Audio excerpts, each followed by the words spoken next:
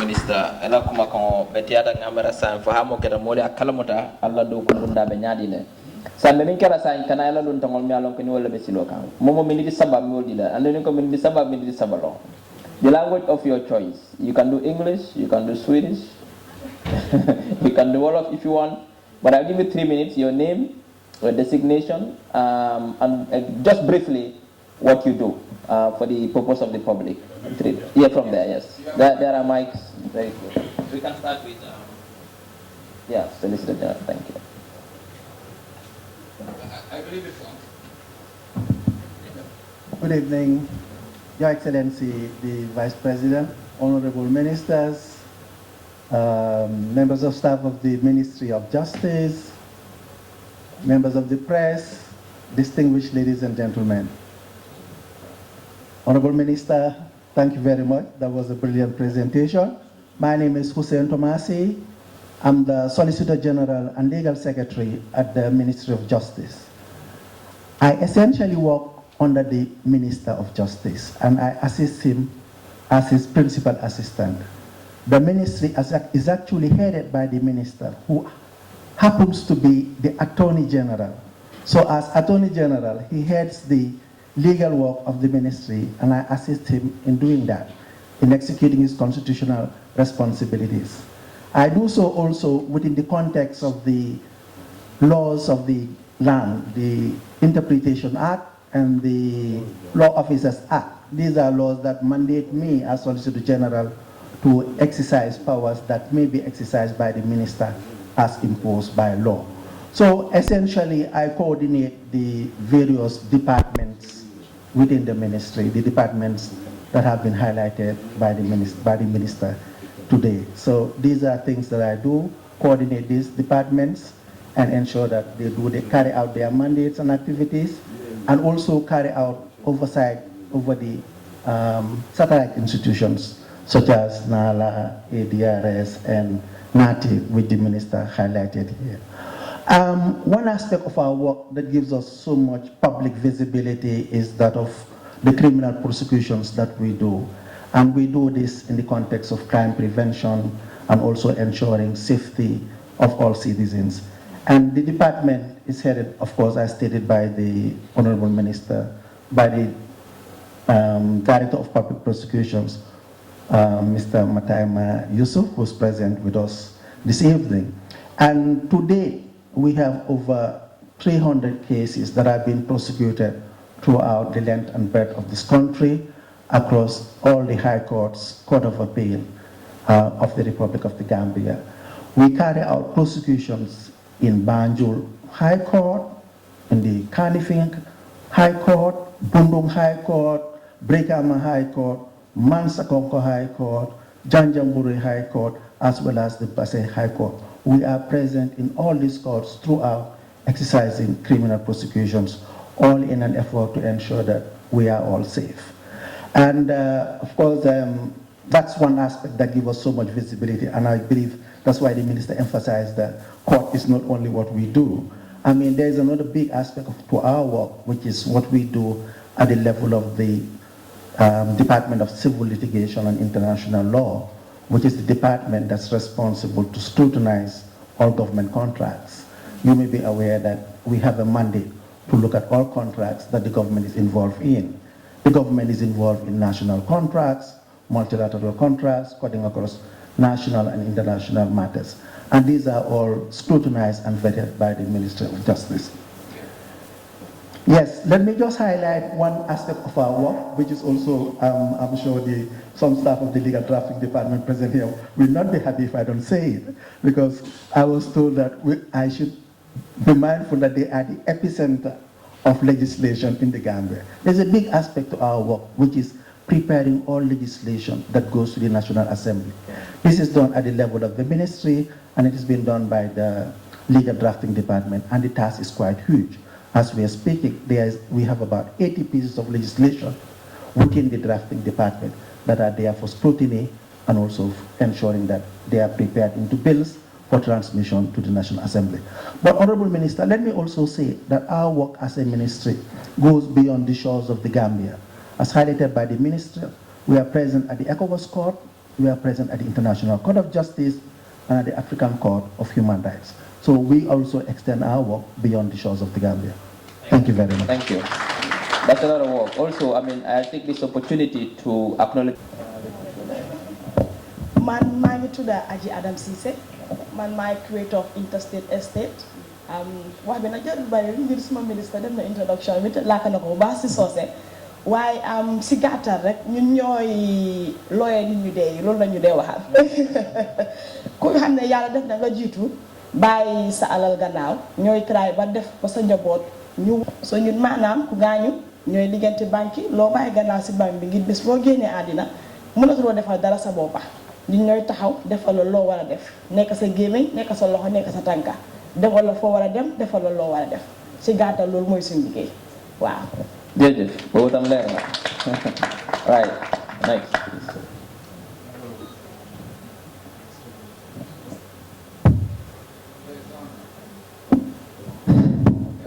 Good evening, Your Excellency, Chief of Staff, Honorable Ministers here present.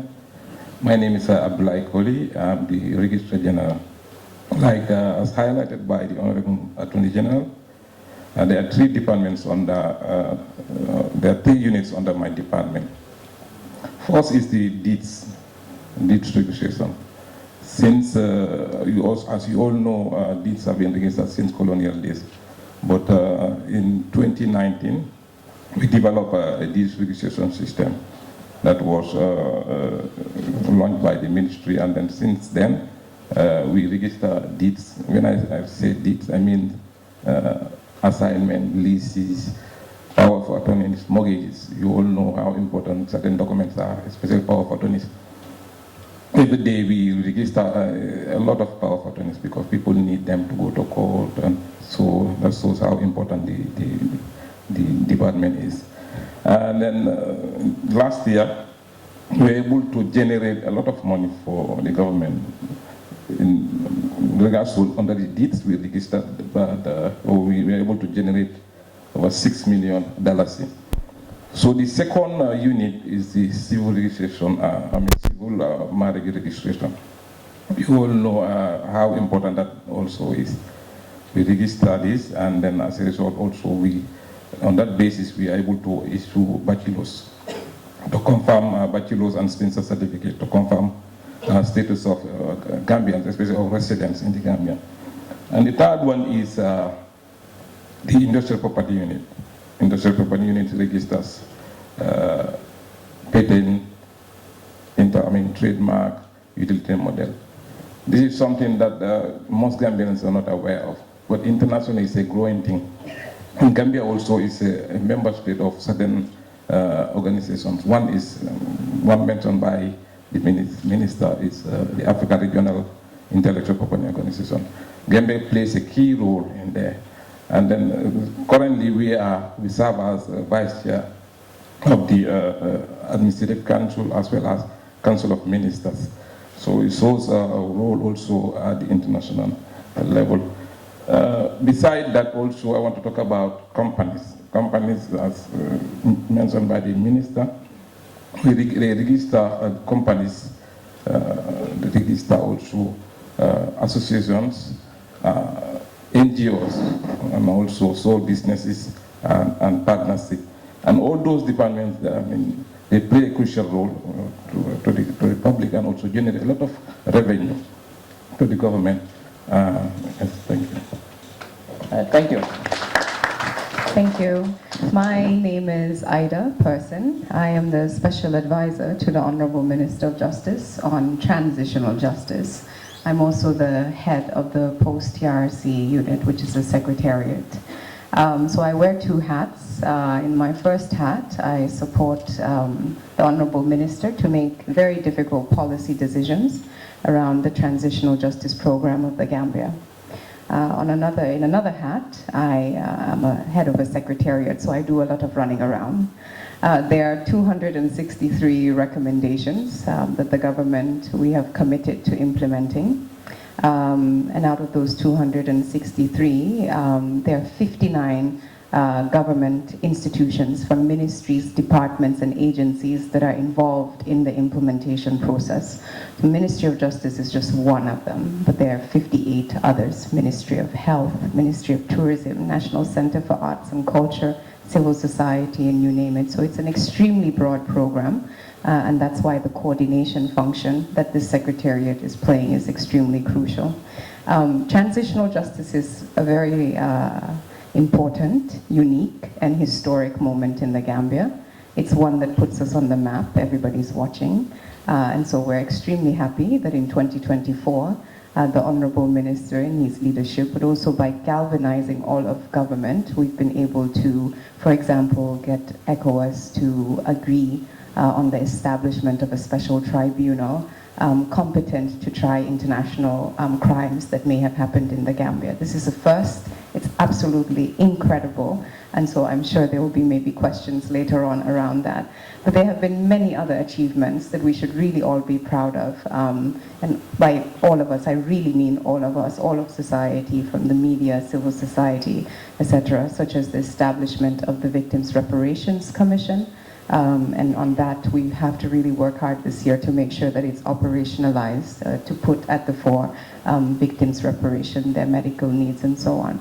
So the Transitional Justice Program, as the Honorable Minister had said, as if your core mandate was not sufficient, you know. No, it certainly was not. Okay. We just had to add that onto your plate. Okay. Thank you. Thank you very much. Thank you very much, Honorable Minister, you and your team. As the chief journalist of the country, I'll take the opportunity to ask the first question. Then I'll open the floor for the questions. The transition from autocracy to democracy was a challenge. But the Gambia was very successful. I think it's a success story. Other countries are coming to learn a model of transition.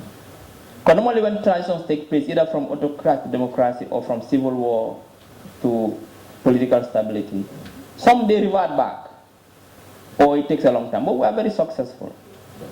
And many reforms took place, as in any transition. Legal reforms, which comes under your domain, social reforms, economic reform, political reforms. But today we are mostly interested in legal reforms. And you mentioned 263 recommendations.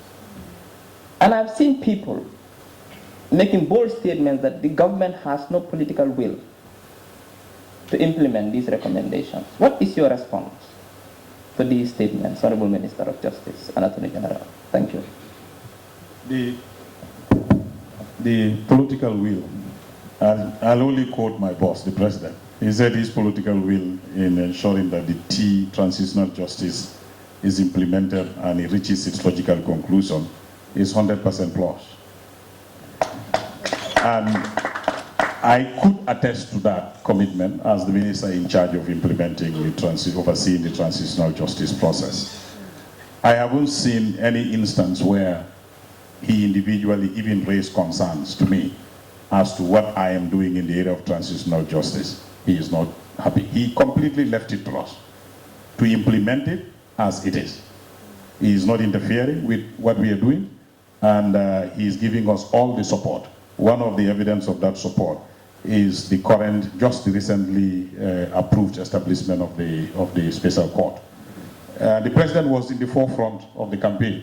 And when we talk about political will, usually we look at the figure, the head of state, because that's where the political will is. And he was in forefront. He was calling his colleague heads of state. He was meeting with them and ensuring that he galvanized all the necessary support to ensure that that issue goes through. And with the victims, they can attest themselves if they're here. We have arranged a meeting between the victims and the president, and they spoke to each other directly. And I believe when they came out, they were convinced that the president is in fact more in favor of victims than many people. He told them he doesn't want to politicize their issue. But for him, priority is the victims' issues. And as a result, we have succeeded in having the 7 listed names of the commissioners approved by the National Assembly.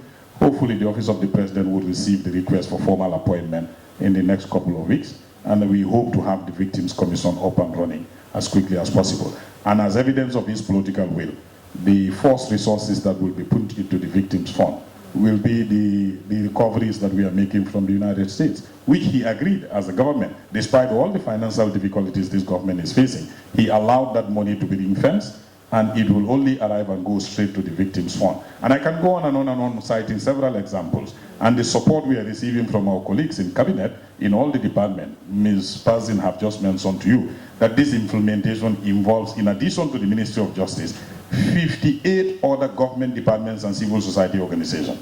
We got a steering committee, and whenever you call meetings, they all come up.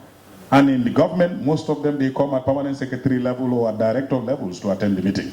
It shows the commitment of government. But government issues are not as fast as you would want it to be. That's normal in every government. But that doesn't question our political commitment to seeing this process through. Thank you very much. Now, tonight, we'll take 2 questions from this side and 2 from this side, and we'll give the chance to the minister to answer. We'll come back to the governor. So your name, you state your name and then your question. And make your questions as short as possible, please. I'll go to the other side. Thank you very much. Yusuf Taylor, journalist, civil society advocate. First of all, Happy New Year to you, and of course to you as well. Also thank you for this fantastic initiative. We hope it continues, and maybe even goes into outside the whole Greater Banjul area. So my question, Honorable Minister, this goes directly to you, sir. You were the youth consultant for the draft constitution, if you can remember. How was it? You were the consultant for the youths for the draft constitution, which was submitted, and some of it made its way into the 2020. Okay, go ahead with your question. So my question, how do you still maintain to ensure that those recommendations that you had championed are finding their way inside this draft constitution? And then finally, will you defend the draft constitution in Parliament, because you failed to do so for the 2020? Thank you. Next, please. We'll come back. We'll take 2 and come and we'll, okay, let's take 2. 1 here, and then. Yes, good evening. Yes, my question is very short. I am Ibrahim Oture, student from University of the Gambia, the current sports minister. Yes, I want to ask how soon will these recommendations be implemented? How soon? Because we have been saying it's going to be implemented. How soon? One to Ms. Pazin. Let me not even attempt to answer it before I preempt her. I will leave that one to her, to be fair to her, so that she deals with that. It's directly under her unit. I could answer it. Taylor, what I remember, in my recollection, I was in private practice, of course, not in government. The youth consortium invited me, to help them make a better understanding of the clauses of the then draft constitution. We spent a day together to explain the various provisions. In order to assist them, based on their understanding, they can develop their position paper for it. So I was in the consultant per se, doing a work for them. I was invited in a forum organized by the youth, and my purpose was to come and take them through the draft as it were, so that once their understanding is enhanced, then they will be able to now take informed decisions about various clauses that they would want to do. And that was my job. After that, I left. What the youths did and what recommendations they did, I was in part of it, and I did not help them to formulate it. So it's not something that I am even also obligated to defend. But of course, every good clause in this constitution, depending on our various different perspectives, I will be inclined to defend any progressive provision, and youth matters are a priority to this government. So if your question is that, yes, we stand by all progressive provisions in the constitution, and we have done our part of it, and we look forward to the second level at the National Assembly.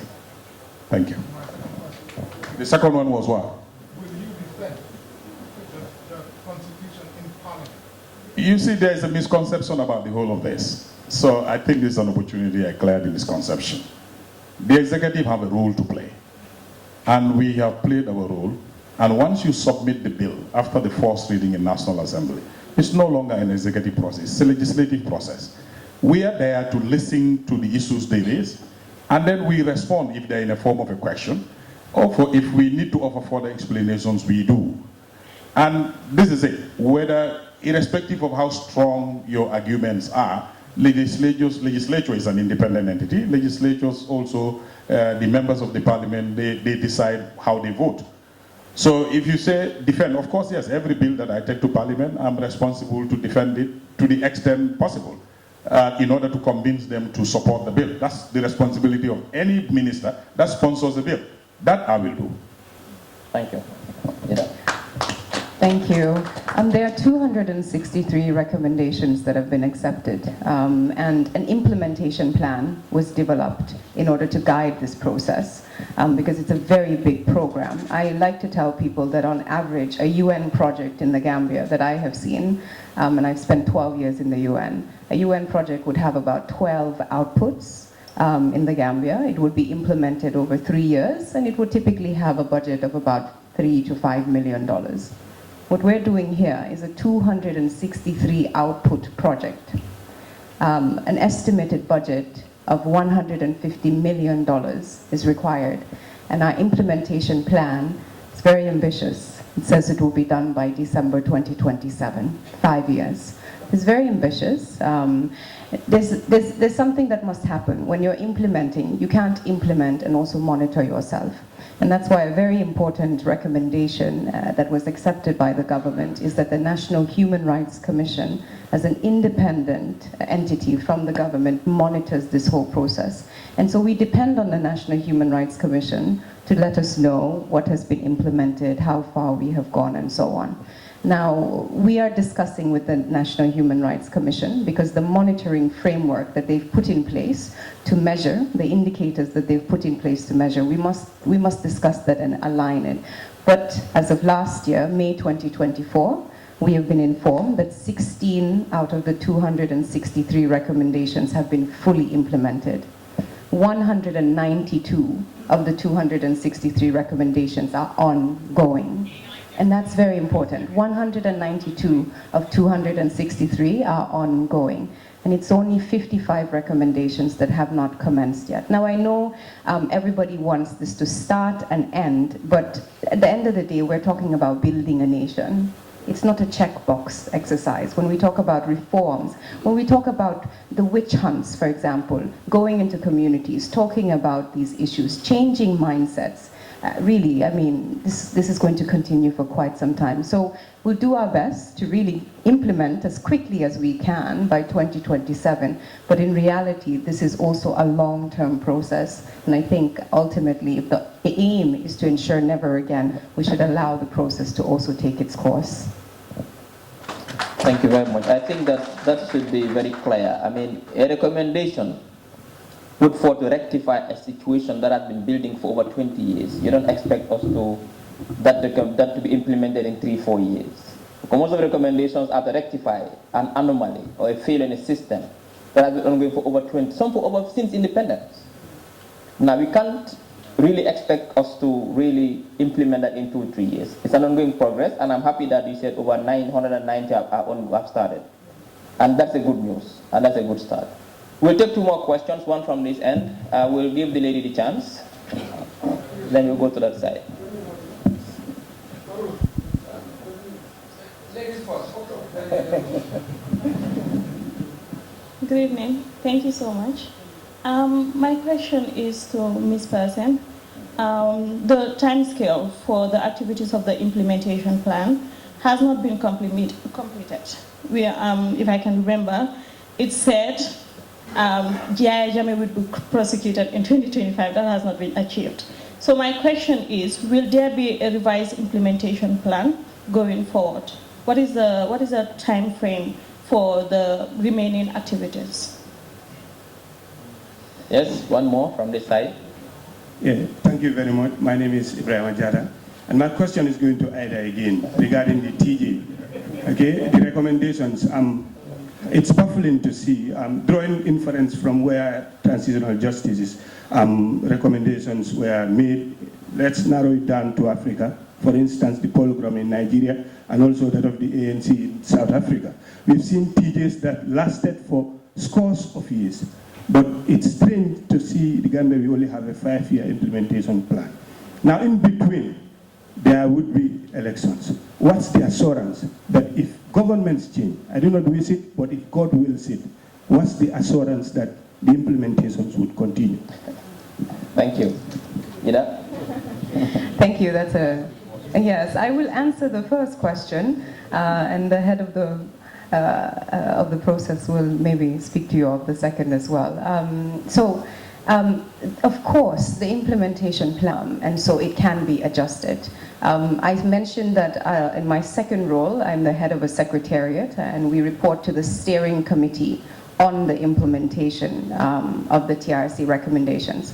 It is a committee that is chaired by the Solicitor General and comprises all the permanent secretaries, as well as the Gambia Bar Association, Tango, and the Alliance of Victim-led Organizations. Without a doubt, it is within their purview. If they feel we need another 3 years, another 2 years, if they feel that the budget was overestimated, we need to come down, they could do all of that. But I think the purpose of your question is you want us to do everything now, and the fact that it maybe hasn't been done by a certain year is questioning of whether are we doing it at all. Now, the special accountability mechanism is what was mentioned in the government white paper as what we would implement.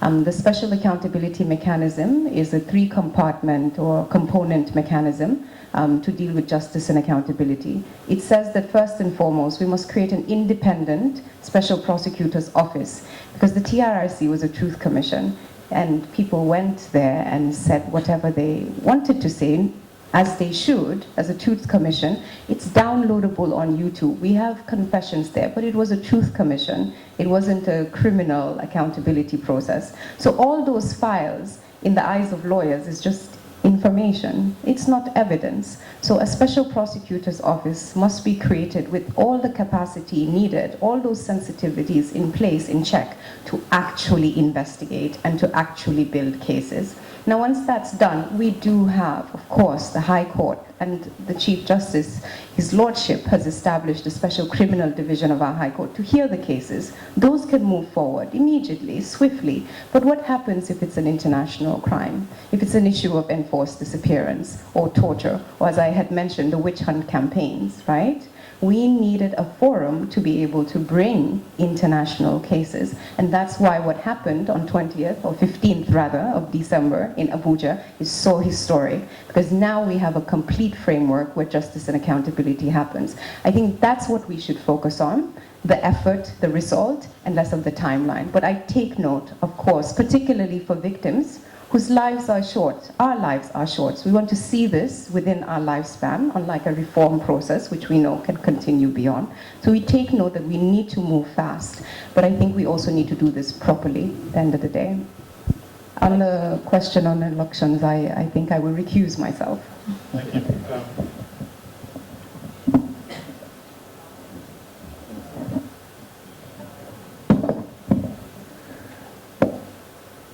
All that I can tell you is my honest conviction is the work that we are doing in the transitional justice arena will stand it.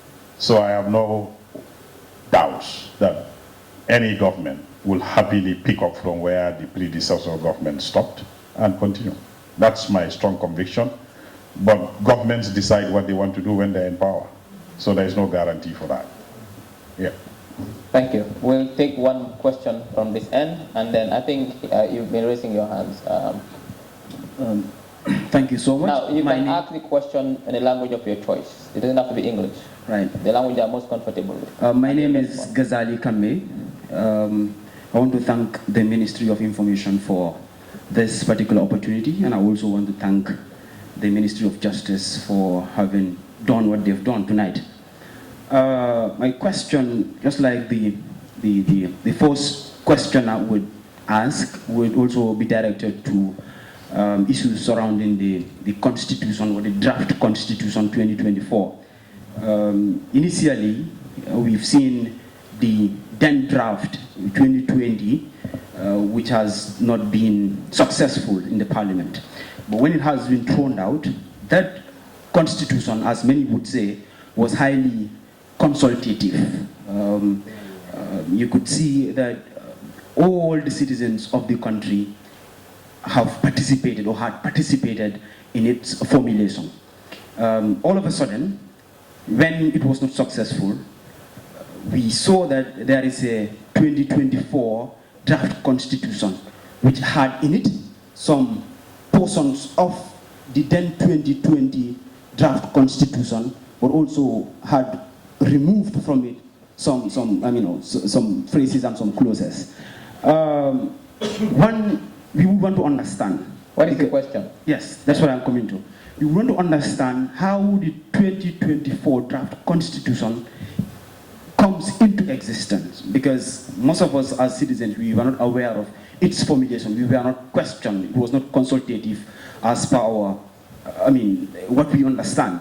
And also, the issues about integrity and leadership, for example, those clauses were removed. And for example, when leaders are coming into power, can you ask the question so that you, please. Yeah, it's kind of. But if you can ask the question, because you've been taking so much time. Okay, so for example, leadership and integrity has been removed from the 2024 draft, and also when leaders are coming into power, to kind of elaborate what they have, but when they are leaving, they don't explain. I don't know if that was the problem in the parliament. That is why you remove some of those things, or why the things that are removed have been removed, and who were the ones that formulated that particular draft constitution. Thank you so much. Thank you. Next on this side, please. Thank you very much. This is Mohd Lamin, Chair of the Gambia Radio and Television Services. I have this question for Ms. Persin. Is on reparations. After the TRRC recommendations were made, and particularly on reparations, but some of these victims have lived, up to a certain time, due to their medical conditions. Some of them have passed away. They were not able to see justice. They were not able to see reparations, and there are still some of them who are living and in very critical conditions. What mechanism has the ministry put in place to ensure that at least some of these low-hanging fruits are taken care of? Thank you. Thank you. Thank you very much. Your question is so long, I don't know which specific parts of everything that you have said requires answer. But I'll give you the answer based on what I take, or what my understanding is what you're looking for. First of all, how did the 2024 draft came about? And who worked on it? Now, when the 2020 was rejected, I believe it was in September 2020 in Parliament, there was a debate that led to the vote. So the issues raised by members during the debate were collated. So that was the first point.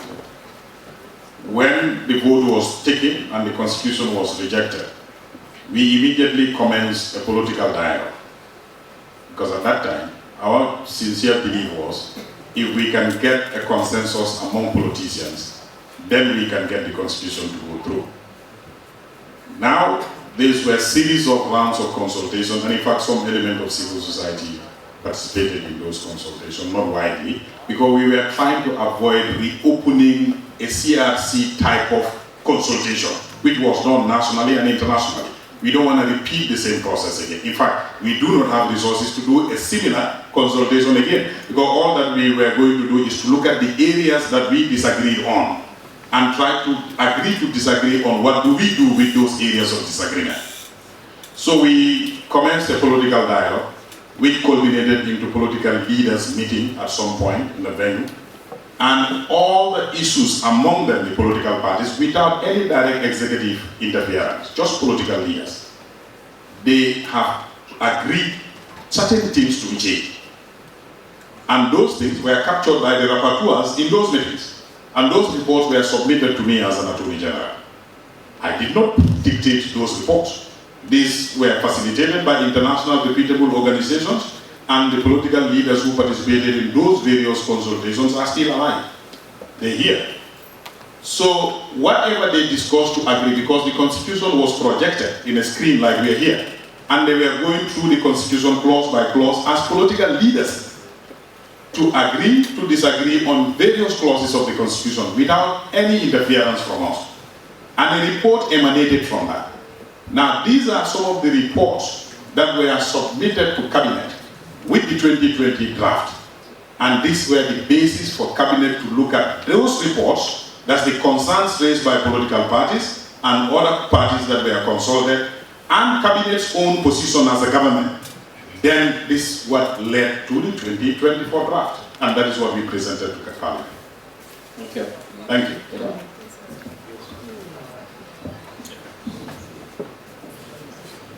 Thank you. On your question regarding reparations and the urgency, without a doubt, it's known. One of the most important steps that the unit, the post-TRC unit, took in January when I stepped in was to establish an open door policy with the Alliance of Victim-Led Organizations. So we are in constant communication and work very closely together. Not to mention that the Alliance, of course, sits at the steering committee level and is a part of so many different activities. So we're aware really of the condition of victims. And many a forum, I also remind victims that we have family members as well that are directly affected, you know. There really isn't this separation as much as people think. Now, having said that, of course, there needs a need to be met. One of the lessons learned from the TRRC is that when it closed in November 2021, the medical board that was working with the TRRC established by the Ministry of Health also closed its operations. And so between November 2021 until December 2023, when it was revived again by the Ministry of Justice, again with the Ministry of Health, there were no medical or prioritized medical services being given to victims as a special marginalized group. But that has been ongoing since January of this year. About 100... January last year, apologies, we are in 2025. There's about 100 victims that have been seen, and there's also been support to procure the medicines that they need and so on. It's unfortunate that some of them, because they have gone so long with their medical conditions, whether physical or psychological, that the services that they require are quite advanced, and we don't have that available in country. So there are discussions about putting together a more comprehensive medical program that may require victims going overseas, or better yet, ensuring that those equipments and those specialties come into the country, because that's the only way that we can grow as well or build our healthcare infrastructure. So just to answer that question, to say that certainly it's known, it's acknowledged, it's something that we want to work very quickly on, and that's why prioritizing all these actions on ensuring that the Reparations Commission is fully functional, that the fund is fully operational so that they can be proper and full reparations is definitely a priority. And in the interim, we have the medical board, and thanks to the Ministry of Health, that's prioritizing the urgent medical attentions to the best of its abilities. Thank you very much. This round we'll take 3 questions. We'll take one from outside, which is, what are the next steps if this draft is rejected? What will be the next steps? That is, will there be a revision process? They want to know what the next steps will be in case this draft is rejected again. We'll take one question from this end and then one from this end. We put a witness in the box, and everything that witness said, the judge have to write it with his or her hand. Or the magistrate have to write it with his or her hand. How many witnesses can you hire in a day between 8 and 4? You are human. So we are working, so those are, and I can go on, there are so many factors that contribute to cases being delayed. In civil matters, that's another thing, but still the same factors will be involved. In civil matters, you may have 2 lawyers who are all private lawyers opposing each other. You still have the court there, you still have witnesses. So still the same stakeholders can contribute to the delay. But also the infrastructure situation of the judiciary itself can contribute to the delay. So what do we do about it? We are working on digitalizing the judicial proceedings. so that when witnesses come to court, when they enter a box, they speak to a microphone like we're doing now. This is all recorded. The judge doesn't have to write with long hand. Once this recording is completed, in the next 30 minutes, those audio recordings are transcribed into text and it is placed on the judge's table. And all the parties will be served with a copy of the transcripted testimony of witnesses what happened in court. This will, we believe this will improve a lot the speed of proceedings. So one court can hear so many cases in the day because nobody is going to be bothered in recording. Even the counsel that are in court will not bother today. Maybe they just take their notes, points, but everything that is said will be captured digitally, transcribed into text, and everybody is served a copy. We believe that will go a long way in making our proceedings much more efficient. And we are already piloting these things in some courts. If the pilots turns out to be successful, this will be it will be implemented in full, but of course it demands resources, and we know. But we are doing our best, we are committed to this so that in the end, the consumers of justice, you, the Gambian people, will get speedy justice. Thank you. Thank you. What was the last question?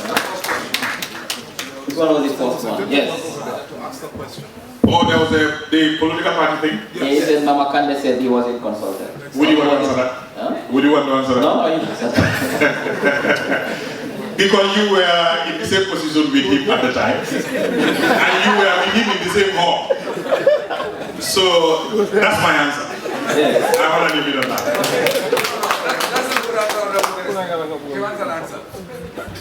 The answer is, good thing is the curator of interstate estate at the time, who is sitting on my left, was the coordinator of organizing those meetings. And I'll hand the mic to her. Thank you. We did several consultations, and I believe it's together with under the assistance of International IDEA.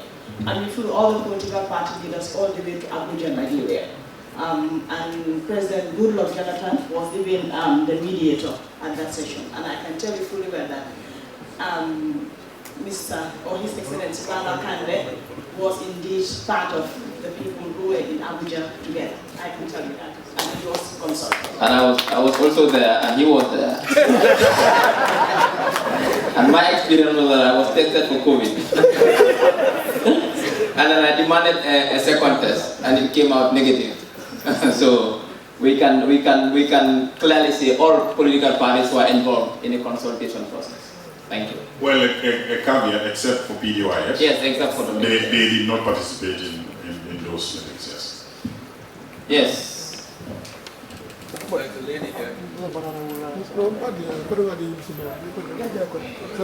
Next on this side is Sana. Sana has been. I'm Rita Espa from Sana TV. Honorable Minister of Justice, this question is for you. What is your minister doing to help our Gambian brothers who are in the Tunisian prisons? Who are in the Tunisian prisons? Yes, okay. Thank you. Yeah, the back way. That's news to me, but I believe the appropriate competent authority will be Foreign Affairs. We can backstop them legally, but I believe I will consult my counterpart in the Foreign Ministry to find out about this situation and we see what we do about it. So we have roughly 8 minutes, so we'll be rounding up very soon. Yes, Sana? Thank you very much. Finally, I've got the mic. Talking about prisons, my question is basically on prisons reforms, which is also filling in the broader aspect of security sector reform. I know your ministry is not this on your desk, so I'm asking this question related to the prisons. We've seen there has emerged some reports of some human rights violations taking place at the prisons. Of course, not to the scale compared to before, but a right violation is a right violation, and this is supposed to be a new Gambia. Now, for the past 4 weeks or so, I have been working on something related to prisons. I went to the prisons, interviewed the DG, and of course other stakeholders, including the NSA. Now, we realized that there is an ongoing reform process. The prison bill has been reviewed. I think the act was in 1953, last reviewed in 1957. This was the time of my grandfather, and I'm still here. Now, my question is, when we knock the doors, we realized that it is reviewed from validated and is administered justice. And then we realized, okay, at the Ministry of Justice, there are also the NSA bill, or is it the ONS bill, there is the SIS bill, there is the police bill, there is the immigration bill. So almost all these bills under the security sector reform are either pending there, or I think one of them is actually at the release stage of the National Assembly. It's 2017 and this is 2025. Please, Honorable Minister, tell us what is the hold on? Why is the security sector reform bills still on your desk or at your level? Thank you. Thank you. I received an updated list of all the bills on the drafting department. I know for a certain quite a number of these bills that you've mentioned have been returned to the sectors, or some of them have not been sent yet to us. But people take convenience in saying it's a justice. We are used to that. They say it's a justice and it's a justice. But I know, even in preparing to come to this meeting, the legislative drafting department have sent me a table. I wouldn't have the time to open that here in order to answer you. I have an updated table of all the bills that are currently pending in our ministry. I can tell you for certain, I believe for immigrations, the police we have not received yet. I think we have not received police yet. Immigrations and the prisons are back to the sectors, as far as I can recollect properly. I don't think we have received SIS yet, their bill, and we know they are in the works. Most of these bills are in the work, yes. Some have come to us until they are back to the sectors and they are getting ready to be tabled in cabinet. Some are already in the National Assembly. The National Security Office bill is already laid before the National Assembly, which I believe you are aware of. So it's progressive, but since your major concern is about the prison, I think the good news for you is Gambia government have taken a definitive position that mine too is no longer conducive to keep, to incarcerate people. As a result, we are working very hard, and hopefully very soon works will start to build a completely new, brand new prison to replace Mile 2. Thank you. The human rights violations? Your statement is very general. Human rights violations in prison, you will have specifics. I don't know how do I respond to that, but what I can tell you is we, as recently as this week, there are meetings that I attended where prison issues have been discussed at a very high level. And plans are on the way. We will be visiting prisons ourselves. And we'll be looking at the conditions of the prisons, even as if with the intention of improving the conditions until we are ready with the new prison. Thank you. Yes. I'll come to you. You said very soon. Yes. Why the mic? We'll give you a mic. Assalamu alaikum. Civilian Lamin Dema. Programme di atabage ay bare ko Mansa Kunda. Oto Mansa Kunda la bulo habe ko mayata dia. Nani linkaro mi soto wala mi diko. Nka Mansa Kunda la bunda jele ikanyoma. Mi yalon ko Mansa Kunda ya to kotole aseneata. Do fana kana ka kukeye min kamol dundi ma. Kolom mundi. Wala ñi dem be ngalon ne ko Gambia keno mu fen ko ma bale tije mi alon ko Gambia din jama ka sura bare taje ko Mansa Kunda ka la list Mansa fama toya bare isaje for example Mansa la list local government na bunda sata aka occupancy bondale ka coordinate so wo kan jatal bare la to si falu iso bonni mo na ñi ka mo ne ko sa wala ñini ka ko Mansa Kunda la lisri Mansa Kunda la do fana kata ika occupancy bonda la lisri ko okay so on jakalo ya ba ndo fenande dan kala yes. Hello, my name is Adi Musaka. Of course, I'm in the University of the Gambia for Law student. So my question specifically goes to the Attorney General, Honorable Minister. How does your office balance the enforcement of national security with fundamental human rights, particularly in cases, sensitive cases that involve state interest? Thank you. Yes, back to typical law student question.